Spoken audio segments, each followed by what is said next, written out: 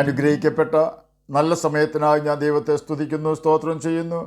ദൈവവചനം ശ്രവിച്ചുകൊണ്ടിരിക്കുന്ന എല്ലാ ദൈവമക്കൾക്കും വീണ്ടും വരാമെന്ന് അരുളി ചെയ്തവനായ കർത്താവായ യേശു ക്രിസ്തുവിൻ്റെ തന്നെ നാമത്തിൽ ഞാൻ എൻ്റെ സ്നേഹവന്ദനം അറിയിക്കുന്നു. ഇന്നത്തെ അല്പസമയത്തെ ചിന്തയ്ക്കായി 74 സങ്കീർത്തനം 15 വാക്യം നമുക്ക് വായിക്കാം. നീ ഉറവും ഒഴുക്കും തുറന്നുവിട്ടു, മഹാനദികളെ നീ വറ്റിച്ചു കളഞ്ഞു.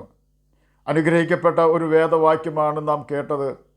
യഹോവയായ ദൈവത്തിൻ്റെ അഥവാ കർത്താവായ യേശു ക്രിസ്തുവിൻ്റെ ജ്ഞാനത്തിൻ്റെ ആഴത്തെക്കുറിച്ച് ഗ്രഹിക്കണമെങ്കിൽ സമുദ്രത്തെക്കുറിച്ച് മാത്രം ചിന്തിച്ചാൽ മതിയാകും.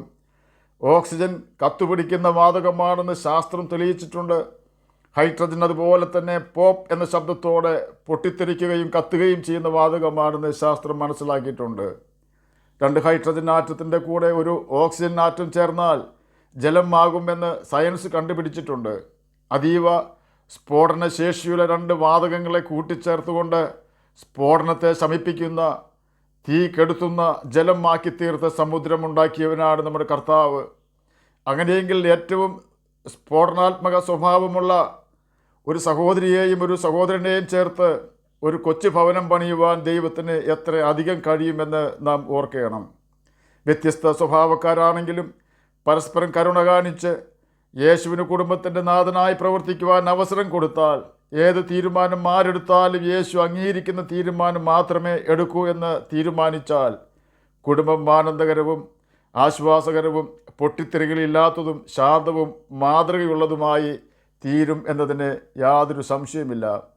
റാഹേലും ലേയയും അവർ ഇരുവരുമല്ലോ ഇസ്രയേലിൻ്റെ ഭവനം പണിതതെന്ന് രൂത്തിൻ്റെ പുസ്തകം 4 അധ്യായം 11 വാക്യത്തിൻ്റെ മധ്യഭാഗത്ത് രേഖപ്പെടുത്തിയിരിക്കുന്നു. അവർക്കതിന് കഴിഞ്ഞത് അബ്രഹാമിൻ്റെ ദൈവവും ഇസ്ഹാക്കിൻ്റെ ഭയവുമായിരുന്നവൻ അവരുടെ ഭർത്താവായ യാക്കോബിന് ഉണ്ടായിരുന്നതുകൊണ്ടാണ്. നല്ല ഒരു വീട് പണിയുവാൻ ബാങ്കിൽ നിന്നും ലോൺ എടുത്താലും സാധിക്കും.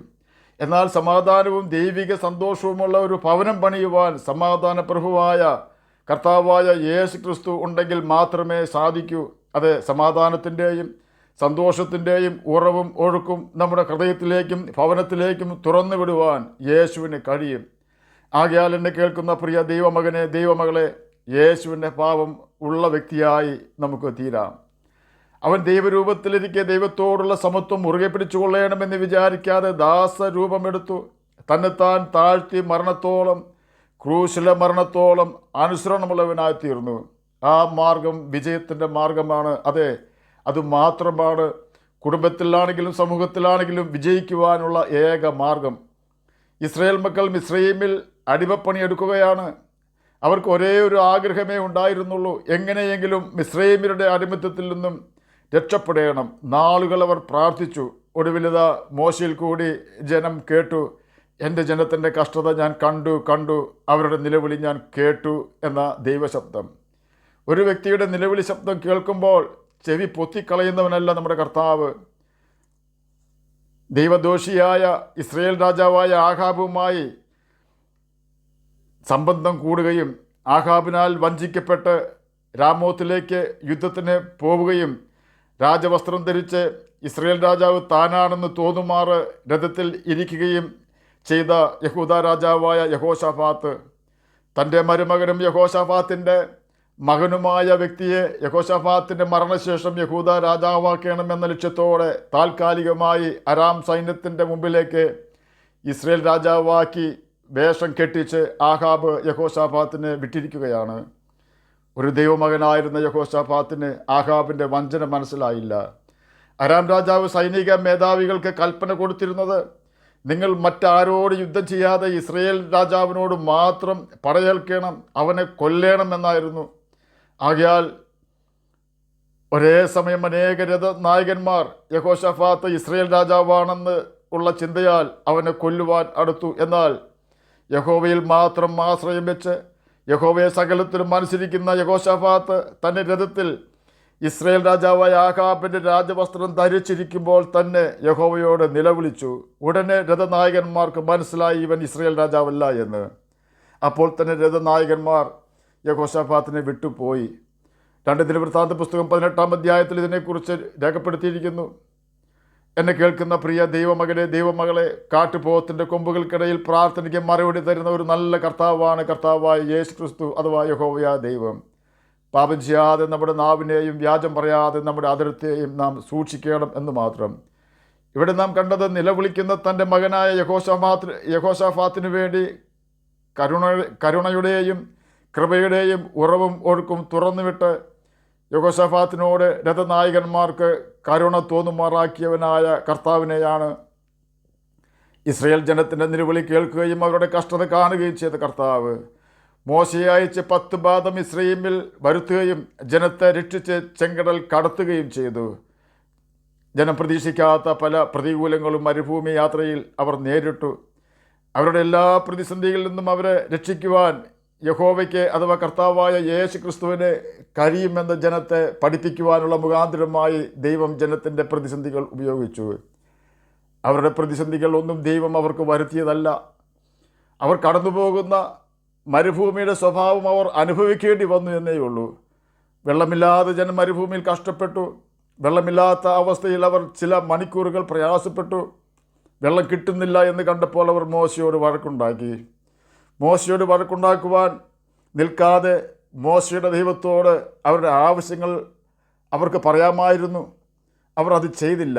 മോശയോടും ദൈവത്തോടും വഴക്കുണ്ടാക്കി. മോശയോട് ജനം വഴക്കുണ്ടാക്കിയപ്പോൾ മോശ ദൈവത്തോട് പിണങ്ങി. എല്ലാവരുടെയും പിണക്കത്തിൻ്റെ കാരണം അവരുടെ ദാഹമായിരുന്നു എന്ന് മനസ്സിലാക്കിയ ദൈവം മോശയോട് പറയുകയാണ്, ഇസ്രയേൽ മൂപ്പന്മാരിൽ ചിലരെ കൂട്ടിക്കൊണ്ട് നീ നദിയെ അടിച്ച വടിയും കയ്യിലെടുത്ത് ജനത്തിൻ്റെ മുമ്പാകെ കടന്നു പോക. ഞാൻ ഹോരേബിൽ നിൻ്റെ മുമ്പാകെ പാറയുടെ മേൽ നിൽക്കും. നീ പാറയെ അടിക്കണം.